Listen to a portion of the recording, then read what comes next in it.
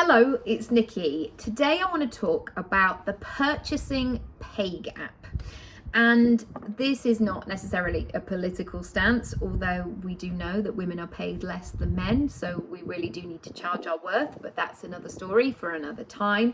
What I'm talking about is the moment that somebody goes from reading your sales page, sitting on the fence, thinking about it, consuming all your content, to actually going, right, where's my card? I'm doing this. I've got to sign up. I had this moment last week when I signed up for something, and I really had to hold my nerve and hold my stare. And I was chatting to my partner about this, and he was like, but you've spent this kind of money before. You've done this so many times before.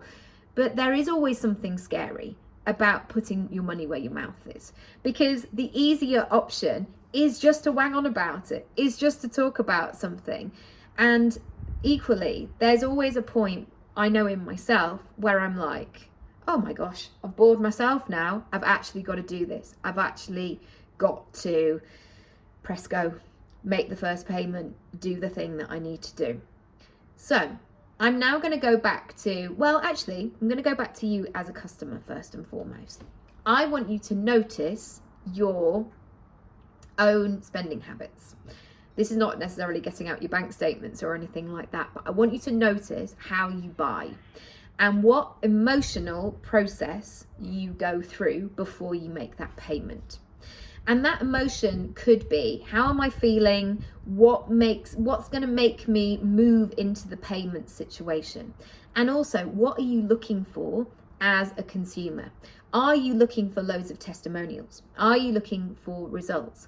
Are you looking for that particular person to be really kind and nurturing? Is it a personality type that you need to know? What do you need to know in order to make a purchase, in order to become that person who is no longer sitting on the fence and a fully paid up member of whatever that might be?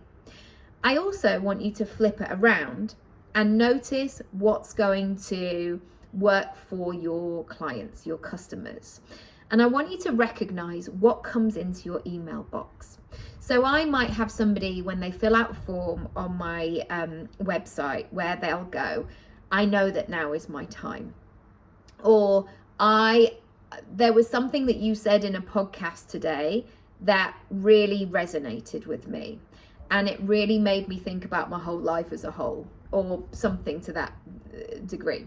So whenever I get data information from potential clients or customers, it always leads to me going, I need to investigate this. So if it's somebody saying, I listened to a podcast today and I found it really moving and it really did something to my mindset, I'm going back into that episode going, what did I say? What was the how did I do that? And really analysing, I guess, my own performance in that. Not performance as in I'm performing for you in a podcast, but what is my process? What is going to move people in that way? So I want you to think about this in terms of how things work in your business. Are people in your business the way that they purchase? Are they waiting until 5 to 10 when your cart closes at 10 p.m? Are they your kinds of people? Or are they people who, as soon as you put something online and you put it for sale, people just jump at the chance and they're like, oh my goodness, I absolutely love this. I've been waiting, I've been ready. And you know that kind of pre-warm up, that launch process really works for you. So I'm going to leave you with that today. I would love you to assess that and notice it and maybe test it over the next month and really question what makes people purchase. And then as a follow-on to that, how can you encourage or how can you amplify all of those things so more people purchase for you, essentially, or more people join your wait list, or more people know of your work and they want to work with you in some way. I would love you to work through that. I would also love you to email me and let me know what works for you, what doesn't. Is there something that has been absolutely golden for you? Equally, has there been something completely disastrous? One thing that I did, I once set the cart of closing date at like midnight. Well, I am a 39-year-old woman and I like to go to bed about 9 o'clock. So I had people at 10, 11, 11:30 emailing me asking if something was right for them or not. And I missed it all because I was fast asleep because I'd set the cart because somebody said that you should close it at 11:59. That's not going to work for my business because I'm asleep.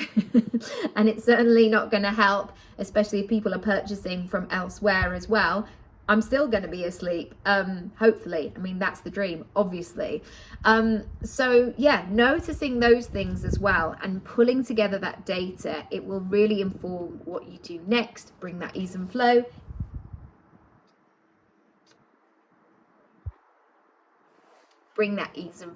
Etc. As always, I love to hear it all. So thank you so much for watching, for listening, and feel free to subscribe, and I'll see you in the next episode.